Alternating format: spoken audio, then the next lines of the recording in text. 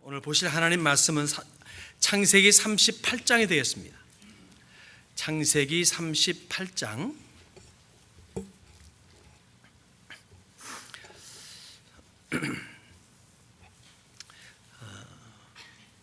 아무래도 상황 설명을 먼저 해드리면서 이 말씀으로 들어가는 게 좋겠다 싶습니다.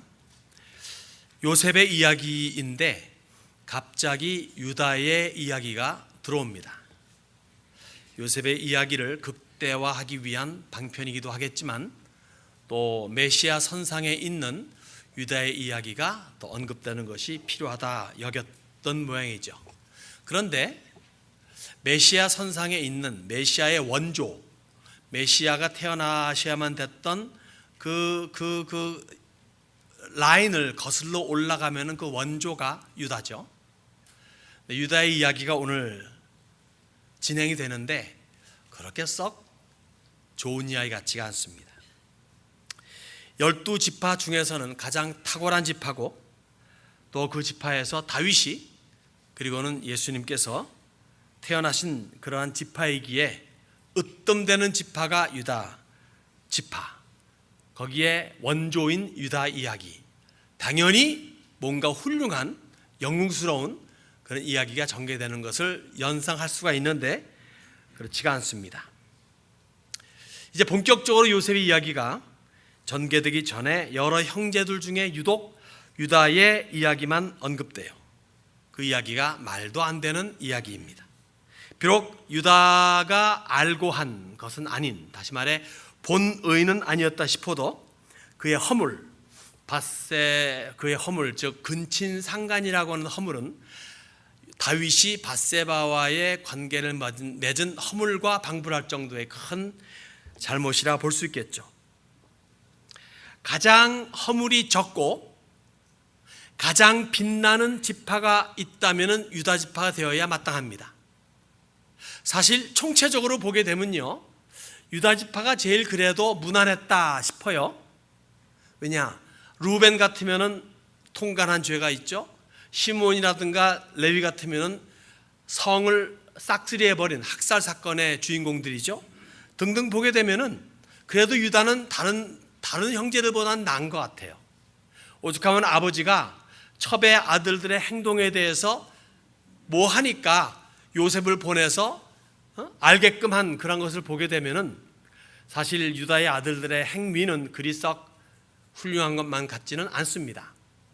그 중에서는 그래도 유다가 괜찮았다 싶은데 오늘 본문의 말씀에서는 오히려 유다의 허물을 고의적으로 이렇게 들추어내는 것 같아요.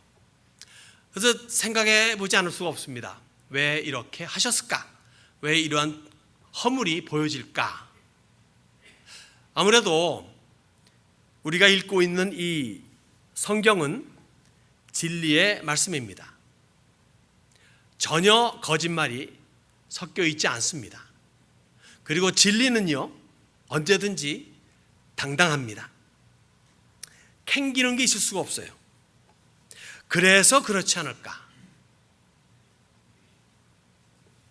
비록 유다를 하더라도, 유다를 통해서 메시아가 탄생되었다 하더라도 그에게서 있는 이 허물을 숨길 필요는 없다라고 그렇게 성경은 말해주는 것 같습니다. 물론 모든 이야기를 다 밝힐 필요는 없어요. 그렇다고 어떤 이야기도 숨길 이유는 없습니다. 아마도 다음 장부터 전개되는 요셉의 삶, 요셉의 이야기, 단 한 부분도 허물이 기록되지 않습니다. 완벽한 인간의 모습을 보여줍니다. 그러한 것들을 더 두드러지게 해주는 의미에서 유다의 허물을 이야기해 준 것도 같다 싶기도 해요. 그렇다면은 메시아는 유다가 아니라 요셉 지파를 통해서 나와야 정상이 아닐까 생각을 해보죠. 그렇지 않겠습니까? 12자녀 중에서 요셉만큼 완벽한 사람은 없으니까. 그리고 모르긴 몰라도 야곱도 요셉을 장자로 여긴 것 같아요.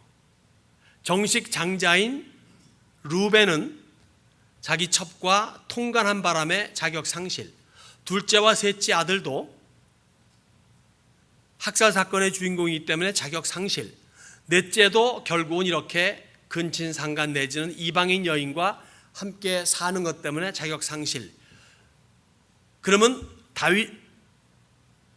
야곱에게 있어가지고 그의 마음의 영원한 사랑인 라헬의 적자손은 누굽니까? 요셉이죠. 요셉을 보니까 정말 자기와 비슷하게 하나님을 경외한, 어릴 때부터 하나님을 경외하죠. 그러니까 이 요셉이 나의 후계자다라고 생각할 수도 있었겠습니다. 그런데 예상외로 성경은 유다를 지목합니다. 그래서 본문이 삽입되어 있기도 해요. 요셉의 의로운 삶을 부각시키는 면도 있으나 유다의 이러한 비행으로 말미암아, 그래서 또 한 가지 뭐냐면은 불륜의 결과인 베레스와 세라가 어떠한 메시아 선상에 어떤 위치에 있는가를 보여줘야 되기 때문에 이 사건이 기록되어 있는 것 같기도 합니다. 즉 하나님의 전체 그림에 베레스가 있습니다. 그 베레스가 어떻게 태어났는가를 보여주는 일환이기도 합니다. 자, 다말이 나옵니다. 이제 읽진 않았지만 우리가 잘 아는 다말이 나옵니다. 다말은 메시아 족보장에 있는 기록되어 있는 5 여인 중에 첫 번째 언급되는 여인입니다. 이 다말, 근데 제목이 어떻게 언급되는가 하면은 며느리 다말이에요. 유다가 며느리 다말에게서 베레스를 낳았다, 이렇게 나옵니다. 좀 이상하죠? 두 번째 여인은 누구죠? 기생 라합입니다. 기생, 오늘날로 말하면 뭐 창녀는 아니지만 창녀급. 세 번째 누구죠? 모압 여인 룻. 모압 사람은 율법에 10대가 아니라 영원히 여호와의 회중에 들어오지 못한다고 저주받은 그러한 민족이에요. 이 여인이 언급됩니다. 메시아가 태어나는 그 42대의 그 이름 중에. 네 번째는 누구죠? 밧세바죠. 우리아의 아내 밧세바. 나중에 다윗이 자기 아내로 삼았음에도 불구하고 성경은 고집해가지고 우리아의 아내 밧세바라고 말합니다. 즉 남의 부인을 겁탈한 그러한 사건을 언급하죠. 마지막 여인 누굽니까? 마리아. 가장 고결하죠. 처녀 마리아. 근데 일반 사람 보기 어떻습니까? 아니 땐 굴뚝에 연기나 하면서 오해를 엄청 받았을 거예요. 그러니까 5 여인들이 하나같이 뭐 제대로 된 여인은 아닌 것 같습니다. 근데 이 여인들의 이름이 성경에 기록되어 있는 것은 메시아께서 태어나시는 그러한 라인 선상에 이렇게 형편없는, 말도 안 되는 하나님의 언약 밖에 있는 사람들조차도 하나님께서는 은혜로 끌어안으신다 함으로 말미암아 주님께서 태어나셔서 그리고 사역하시고 십자가에 죽으시고 그 이후에 펼쳐지는 교회의 역사는 아무나 오게 인 것을 시사해 준다 볼 수 있겠죠. 오늘 그렇기 때문에 이 유다 이야기를 오늘 함에 있어가지고 유다 그리고 유다의 가문, 어떤 면에서 보게 되면은 메시아가 도대체 유다 지파에서 나올 수 없는 상황임에도 나왔다 하는 것이기 때문에 요한 사도는 요한복음 1장에 은혜 위에 은혜로라 라고 하는 거예요. 보통 은혜가 아니라는 거죠. 이런 걸 보기에 도저히 있을 수 없는 것인데 이것을 주님께서는 은혜로 덮으셨다, 은혜로 베푸셨다. 그래서 은혜 중에 은혜, 은혜 위에 은혜로라 라고 감격스럽게 고백하고 있는 겁니다. 자, 본문으로 들어가겠습니다. 이제 유다가 도망쳐 나가는, 떨어져 나가는 장면을 보여줍니다. 1절, 그 후에 유다가 자기 형제들로부터 떠나 내려가서 아둘람 사람 히라와 가까이 하니라. 요셉을 팔아먹은 사건이죠. 그 이후의 이야기입니다. 요셉 죽이려고 했다가 에이 죽이자니, 죽일 수가 있냐, 팔아먹자. 그래서 죽임을 피하게 하는 거에서는 유다가 1등 공신입니다. 그렇지만은 팔아버리고 아버지를 속인 후에 아버지가 오랜 세월 동안 슬픔을 이기지 못하며 절망해하고 있는 그러한 아버지를 볼 면목이 없어요. 게다가 자신을 포함해서 모든 형제들의 그런 잔인함, 잔혹함 등등의 많은 실망과 자책감을 가지게 됩니다. 심지어 혐오감까지 가졌겠죠. 이때 유다는 보통 사람들이 하는 행동을 취합니다. 보통 사람들이 뭡니까? 피하자, 떠나자. 떠나는 게 상책이죠. 안 보면 그뿐이니까. 이것은 뭡니까? 현실 도피입니다. 죄의 외면입니다. 악의 은폐입니다. 원래 죄라고 하는 놈은요, 숨기려면 숨길수록, 외면하면 외면할수록, 피하면 피할수록 더 수렁에 빠지게 합니다. 피하면 그뿐이지 뭐, 안 보면 그뿐이지 뭐가 아니라는 거예요. 그래서인지 현재 유다는 피한 다음에, 떨어져 나간 다음에 이방인 히라와 친밀해지죠. 그리고 아마 그의 천거를 통해서 수아의 딸, 가나안 사람, 이방인이죠, 수아의 딸과 동거하게 됩니다. 다시 말해 고양이를 피했더니 뭐가? 범을 만난 격이죠. 호랑이를 만난 격입니다. 은혜의 자리에서, 언약의 선상에서 이탈해가지고 이방인과 사귀되 연혼 관계까지 맺으면 그 끝은 빤히 보이는 통수입니다. 피폐할 대로 피폐해질 수밖에 없는 영혼의 상태라 볼 수 있겠죠. 일반적이면 잘려요. 하나님에게서 잘립니다. 이 정도 되면은. 근데 잘리질 않더라고요. 정말 하나님께서 유다에게 베푸신 긍휼이 아니라면 유다는 벌써 잘려나가도 잘려나갔습니다. 비슷한 허물을 지은 루벤은 잘려나갔어요. 그리고 레위와 시몬도 잘렸어요. 따지고 보면은. 근데 참 재밌죠. 시몬과 레위는 같은 짓을 저질렀는데 레위는 오히려 나중에 제사장 계열에 쓰게 되고 시므온은 이제 유다 지파에 흡수돼서 지파조차도 사라져 버리게 됩니다. 참 하나님께서 작정하시고 하나님께서 하고자 하심에 있어서는 사람의 생각과 사람의 모든 사고를 능가하신 분이라 볼 수가 있겠습니다. 그래서 여기서 하나님의 선택이라고 하는 단어가 중요하게 다가오는 거예요. 그 사람의 잘잘못을 떠나서 내가 너를 택했다, 내가 너를 쓰겠다 하시면 기필코 쓰고야 마시는 하나님을 보시는 거죠.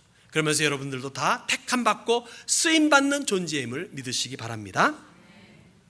그래서 성도라고 하면요, 은혜의 장소, 그리고 사랑의 보금자리, 그리고 긍휼의 헤드코러라 말할 수 있는 교회를 떠나서는 안 된다는 겁니다. 특별한 이유가 있어서 교회를 옮길 수는 있어요. 그러니까 교회를 떠나서는 안 됩니다. 얻어맞아도 교회에서 얻어맞고, 혼이 나도 교회에서 혼이 나고, 욕을 해도 교회 안에서 욕하는 것이 그래도 회개의 좋은 기회가 될 수 있어요. 떠나게 되면요, 어떤 일이 벌어지냐? 고양이 피했더니 나중에 범 만나는 케이스가 될 수 있습니다. 이러저러한 이유 때문에 교회를 등진 사람들 우리가 보게 됩니다. 안타깝습니다. 일리가 있어요. 이해가 됩니다. 교회가 그렇게 허물진 것들도 있으니까. 그러나 교회가 답이기 때문에 교회를 떠나서는 안 되는 거죠. 안 떠난 여러분들 축하드립니다. 저도요. 자, 이제 가족을 이루는 유다를 보게 됩니다. 2절에서 5절까지입니다. 유다가 거기서 가나안 사람 수아라는 자의 딸을 보고 그를 데리고 동침하니 그가 임신하여 아들을 낳음에 유다가 그의 이름을 엘이라 하니라. 그가 다시 임신하여 아들을 낳고 그의 이름을 오난이라 하고 그가 또 다시 아들을 낳고 그의 이름을 셀라라 하니라. 그가 셀라를 낳을 때에 유다는 거십에 있었더라. 이방인 속에 자발적으로 걸어 들어가 가지고 이방인 사람과 살고 이방인 여인과 동거하게 됩니다. 그토록 아브라함과 이삭이 조심시켰던 부분을 일거에 무너뜨리는 거예요. 그렇잖아요?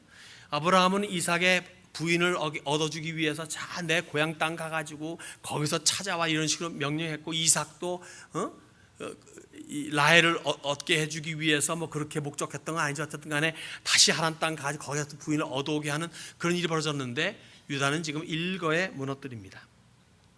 아버지가 허락했을까요? 아버지 이삭이 허락했을까요? 결혼을? 뭐 결혼입니까? 동거입니까? 동거겠죠. 그냥 허락했을래 만무합니다. 이제 유다의 삶에 하나님은 그저 희미한 역사 속에서 저 멀리 계실 뿐이에요. 하나님은 알아요. 그래서 장자의 이름을 엘이라 한 거예요. 엘, 하나님의 준말입니다. 그렇게 할 정도로 신앙은 있으나 그 신앙이 삶에는 별 관계가 없어요. 많은 그리스도인들이 그렇게 살지 않습니까? 오 주여 해요. 근데 삶에서 보게 되면 별로 하나님과 관계가 없어요. 세상 하는 걱정 그대로 하고 세상 하는 기쁨 그대로 가지고 남들이 슬플 때 같이 슬프고 하는 그런 것들이 신앙에 관계된 것이 아니라 그냥 일반 삶에서 벌어진 일 그대로 살다가 그저 주일날 때 되면 교회 와서 한두 시간 예배드리고 집에 가고 전혀 그 다음에는 신앙과 관계없이 일반 삶 속에 살아가는 모습과 비슷한 것을 우리는 유다를 통해서 발견하게 됩니다. 다시 말해 유다는 지금 가나안 풍습에 푹 젖어 살고 있습니다. 아들 셋을 낳아요. 하나님의 은혜와 긍휼입니다. 비록 하나님에게서 멀어지고 돌이킬 수 없는 불신의 결과, 즉 이방 여인과 동거해서 불신의 자녀들 낳았다 하더라도 하나님의 택한 사람이기에 그 사랑은 따스하게 그 사람 유다에게 임하고 있습니다. 아마도 먼 미래를 보고 큰 포석을 깔아놓고 있는 하나님의 큰 배포를 볼 수가 있는 거죠. 바둑 둘 때 보면은 고수들은 이상한 데 빵 놓지 않습니까? 그런 식으로 하나님께서는 그렇게 큰 포석을 깔고 있는 모습을 우리가 엿볼 수 있는 것 같습니다. 아들들에 대한 이야기 해볼까요? 6절에서 11절입니다. 유다가 장자 엘을 위하여 아내를 데려오니 그의 이름은 다말이더라. 유다의 장자 엘이 여호와가 보시기에 악함으로 여호와께서 그를 죽이신지라. 유다가 오난에게 이르되 내 형수에게로 들어가서 남편의 아우된 본분을 행하여 내 형을 위하여 씨가 있게 하라. 오난이 그 씨가 자기의 것이 되지 않을 줄 알므로 형수에게 들어갔을 때에 그의 형에게 씨를 주지 아니하려고 땅에 설정하매 그 일이 여호와 보시기에 악함으로 여호와께서 그도 죽이시니 유다가 그의 며느리 다말에게 이르되 수절하고 내 아버지 집에 있어 내 아들 셀라가 장성하기를 기다리라 하니 셀라도 그 형들과 같이 죽을까 염려함이라. 다말이 가서 그의 아버지 집에 있으니라. 태어난 세 아들들이 별로예요. 이 장자는요, 기록은 없지만 얼마나 못된 짓을 해서 하나님이 직접 죽이실 정도였겠습니까? 직접 죽이셨어요. 그래서 유다가 둘째 아들에게 자 형수에게 들어가 가지고 형의 이름으로, 당시 풍습이었던 계대법입니다. 나중에 모세 시대 때 와가지고 하나님께서 모세를 통해서 율법화시킨 계대법이에요. 지금 우리 사회에서는 좀 말이 안 되는 것 같지만 그때는 당연히 받아들여졌던 그러한 법입니다. 형의 이름으로 형수를 아내로 맞이해서 그 다음에 이 줄을 잇게 나가게 하는. 우리나라에서도 얼마 전에 그런 일이 있었죠. 그런 건 아니고 그 장자가 아들을 못 낳으면은 차자가 자기 아들을 장자 집에 보내서 그 집에 아들로 해서 이 대를 잇게 만드는. 당연히 여겨졌었죠. 지금은 말이 안 되지만 그런 식으로 이 계대법은 그때 당시에 당연히 있었던 풍습이었고 그 다음에 나중에 율법화된 그런 법이기도 합니다. 사실 동생도 그런 면에서 형수에게 그거 싫어가지고 내 이름이 아니고 형의 이름이니까 싫어서 그만 실수를 범합니다. 그렇게 안 하려고 그러죠. 그런 바람에 하나님께서는 오난도 죽여버리십니다. 계대법의 의미를 동생이 하지 않았다는 것은 그냥 그 당시에 있었던 예법을 중시하지 않았다는 그런 허물도 되겠지만 또 한 가지 영적인 면에서는요, 다말을 통해서 예수님께서 결국은 탄생하셔야 되는데 이거를 방해했다는 영적인 방해죄가 있는 거예요. 그렇기 때문에 죽을 수밖에 없게 되는 거죠. 무시무시한 겁니다. 자, 이쯤이면은 유다는 그래도 신앙의 사람이니까 하나님의 손길을 느꼈어야 합니다. 그런데 막내 아들 살리려고 애꿎은 며느리 친정으로 쫓아냅니다. 셀라가 나중에 장성했어도 주질 않습니다. 죽을까 봐. 셀라 역시 마찬가지겠죠. 주변에 젊고 싱싱한 여자들이 많은데 뭘 생각했을 것 같아요. 아마도 유다는 집안에 재수없게 며느리 들어와가지고 재수없는 며느리가 들어와가지고 애들 다 죽이네, 집안 망했다 라고 생각했을는지 모르겠습니다. 아무리 자신을 돌아보지 않는다 하더라도 이 정도까지 됐으면 언약의 사람이라면 하나님과 자기 자신을 좀 생각해 봤어야 되는 거예요. 그런데 그런 생각을 하지 않는 유다를 보면서 오늘날 많은 우리들을 아이덴티파이 할 수 있을 것 같아요. 한번 사람이 타락하면요, 하나님이 옆에서 막 말해줘도 못 듣는 케이스가 있더라고요. 여기 유다는 그렇게 된 것 같습니다. 그래서 우리가 배워야 될 것은 뭐냐면요, 언제든지 우리들은 어떤 사건, 어떤 일을 당하게 되면은 먼저 자기 자신을 돌아볼 수 있어야 합니다. 이게 하나님의 지혜예요. 그렇지 않고 외부적인 상황을 계속 손가락질하면서 너 때문이야, 이것 때문이야, 저것 때문이야 한다면은 그것은 어리석은 자의 소치라 볼 수 있겠어요. 아들들 이야기가 나왔습니다. 이제 며느리 이야기 하지 않을 수가 없죠. 다말 이야기입니다. 12절에서 26절까지 읽어드리겠습니다. 얼마 후에 유다의 아내 수아의 딸이 죽은지라 유다가 위로를 받은 후에 그의 친구 아둘람 사람 히라와 함께 딥나로 올라가서 자기의 양털 깎는 자에게 이르렀더니 어떤 사람이 다말에게 말하되 내 시아버지가 자기의 양털을 깎으려고 딥나에 올라왔다 한지라. 그가 그 과부의 의복을 벗고 너울로 얼굴을 가리고 몸을 휩싸고 딥나 길 곁 에나임 문에 앉으니 이는 셀라가 장성함을 보아서도 자기를 그의 아내로 주지 않음으로 말미암음이라. 그가 얼굴을 가리었으므로 유다가 그를 보고 창녀로 여겨 길 곁으로 그에게 나아가 이르되 청하되 나로 네게 들어가게 하라 하니 그의 며느리인 줄을 알지 못하였음이라. 그가 이르되 당신이 무엇을 주고 내게 들어오려느냐. 유다가 이르되 내가 내 떼에서 염소 새끼를 주리라. 그가 이르되 당신이 그것을 줄 때까지 담보물을 주겠느냐. 유다가 이르되 무슨 담보물을 내게 주랴. 그가 이르되 당신의 도장과 그 끈과 당신의 손에 있는 지팡이로 하라. 유다가 그것들을 그에게 주고 그에게로 들어갔더니 그가 유다로 말미암아 임신하였더라. 그가 일어나 떠나가서 그 너울을 벗고 과부의 의복을 도로 입으니라. 유다가 그 친구 아둘람 사람의 손에 부탁하여 염소 새끼를 보내고 그 여인의 손에서 담보물을 찾으려 하였으나 그가 그 여인을 찾지 못한지라. 그가 그곳 사람에게 물어 이르되 길 곁 에나임에 있던 창녀가 어디 있느냐. 그들이 이르되 여기는 창녀가 없느니라.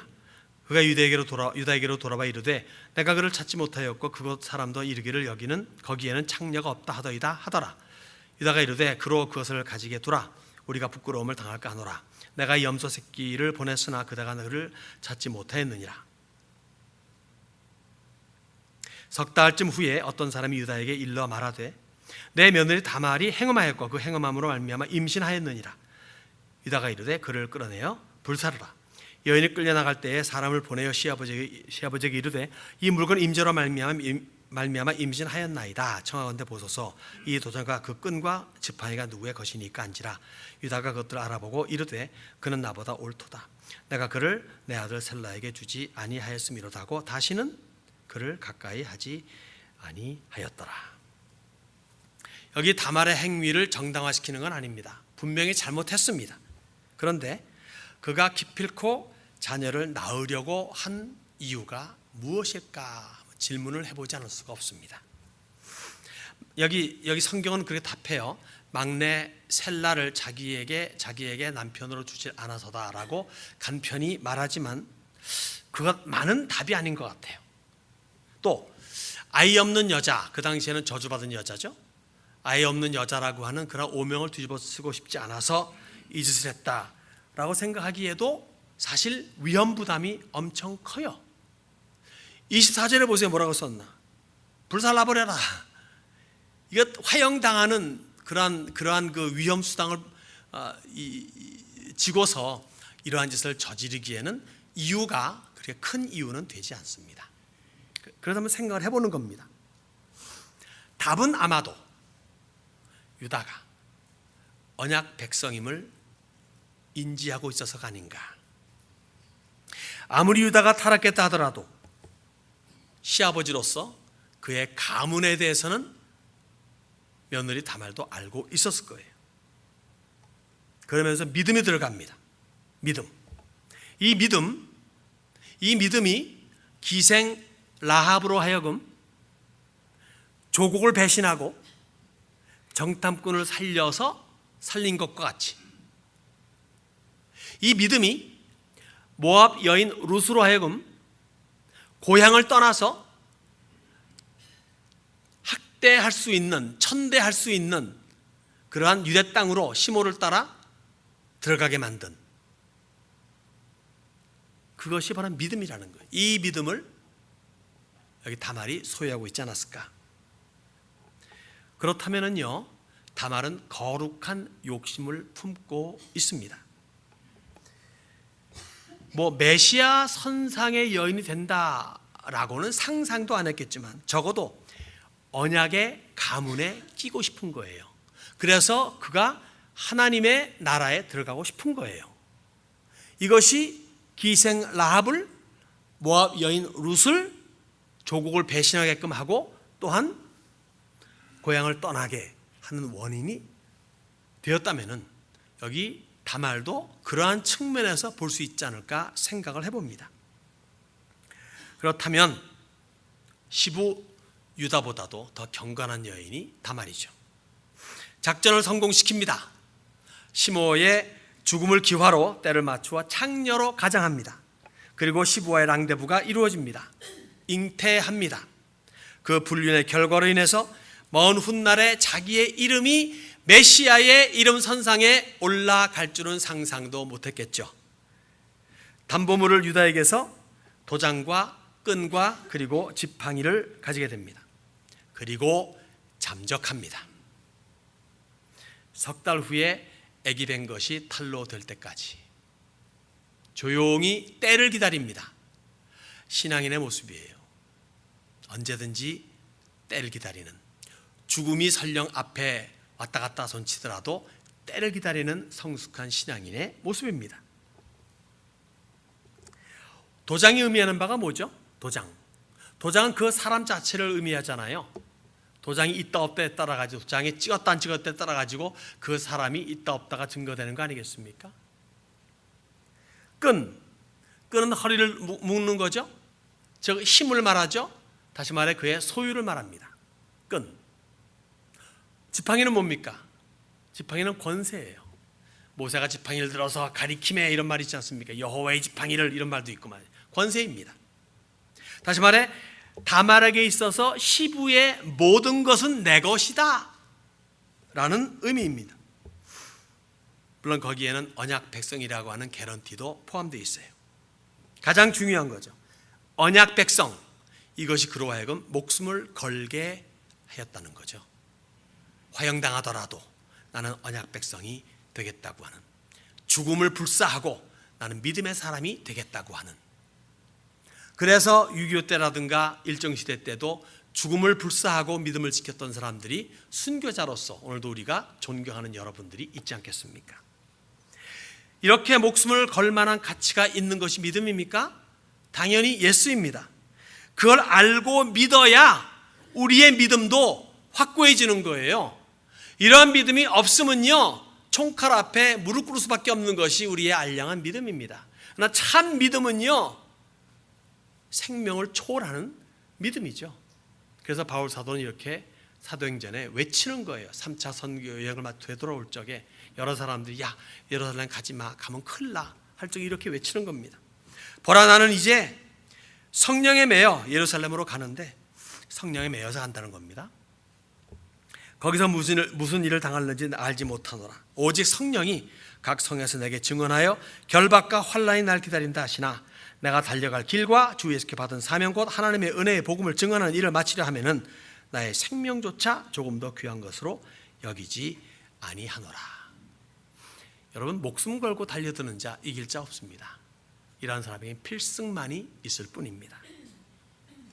자, 시아버지 유다의 말이 너무 매몰차지 않아요? 태워 죽여라 이거예요.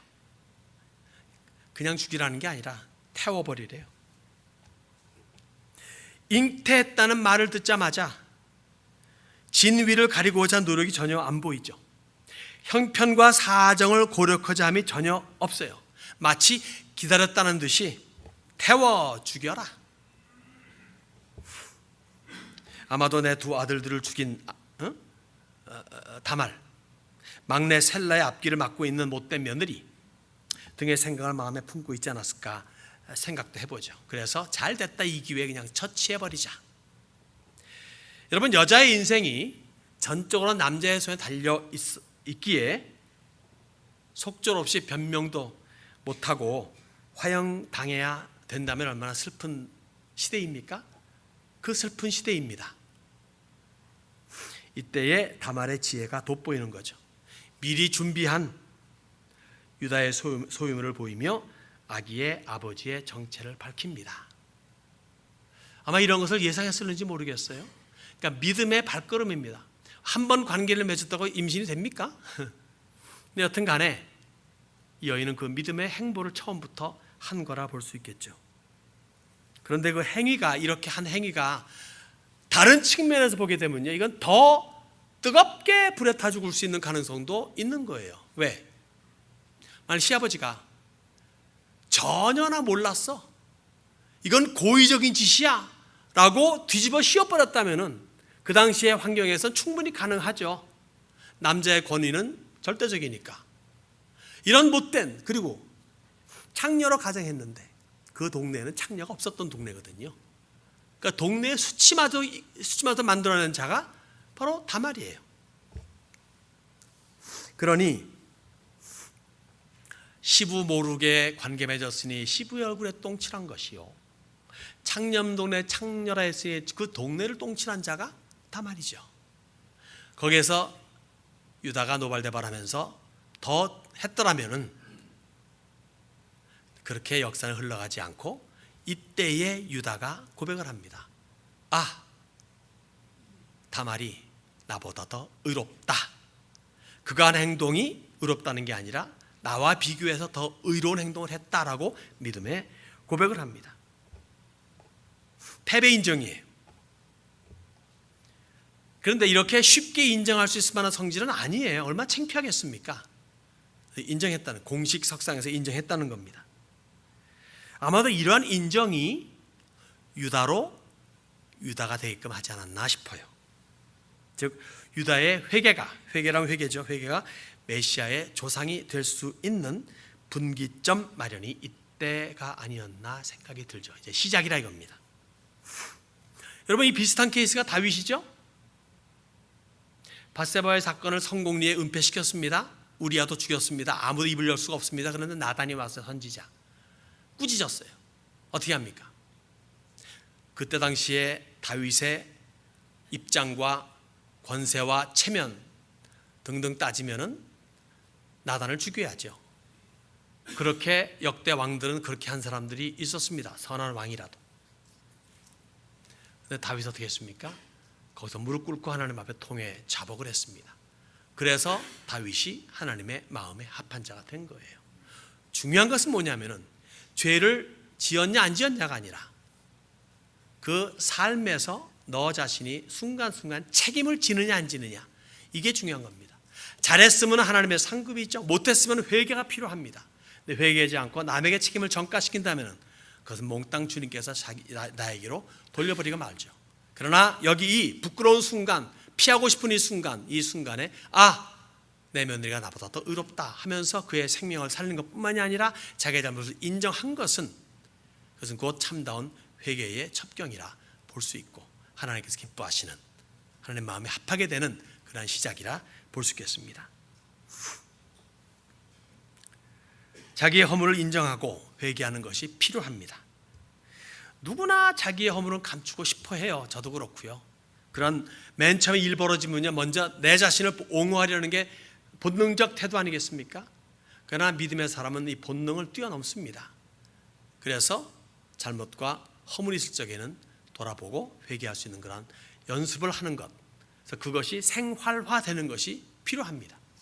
매일의 삶 속에서 그렇기 때문에 여러분들 하루를 지내고 밤에 자기 전에 기도하라는 것이, 돌아보고 잘못한 게 있나, 허물진 것이 있나 생각해보고 회개할 거 회개하고 감사하는 그런 우리가 돼서 생활화할 적에 어떤 순간에도 하나님 앞에 겸손히 무릎 꿇을 수가 있게 된다는 겁니다. 자, 이제 쌍둥이 태어나는 장면을 마지막 몇 절 보겠습니다. 27절입니다. 해산할 때에 보니 쌍태라. 해산할 때 손이 나오는지라. 산파가 이르되 이는 먼저 나온 자라고 홍색 실을 가져다가 그 손에 메었더니 그 손을 도로 들이며 그의 아우가 나오는지라. 산파가 이르되 내가 어찌하여 터뜨리고 나오느냐 하였으므로 그 이름을 베레스라 불렀고 그의 형 곧 손에 홍색 실 있는 자가 뒤에 나오니 그의 이름을 세라라 불렀더라. 아들이기도 하고 손자이기도 한 쌍둥이가 태어납니다. 그래서 아들도 아니고 손자도 아니라서 아손이라 하자가 이름을 붙였습니다. 근데 여기에서 우선은 하나님의 은혜와 긍휼을 엿볼 수가 있죠. 두 아들이 죽지 않았습니까?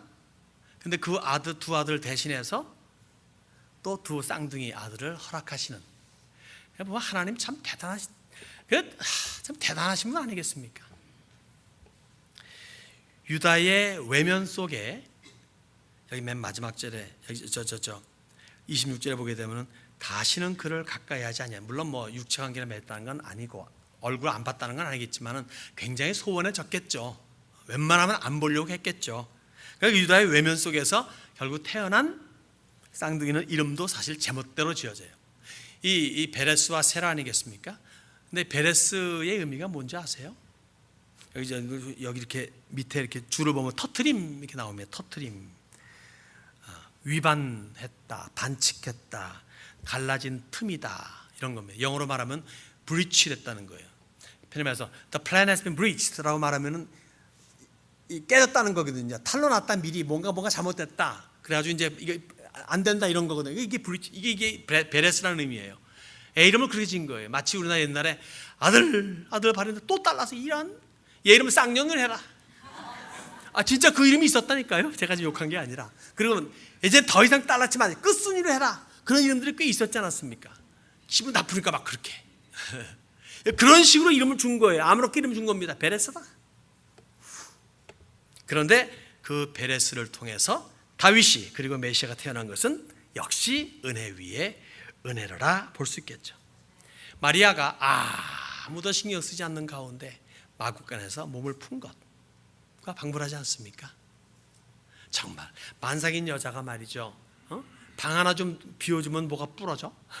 방 하나 비워주지 않고 하필 마구간에서 애를 낳아요. 그렇게 태어나신 분이 예수님이시죠. 이건 정말 은혜 위에 은혜로라입니다. 지금 유다는요, 이 다말이 탐탁치가 않아요. 두 아들이 죽었어요. 자기의 체면을 공식적으로 구겨버렸어요.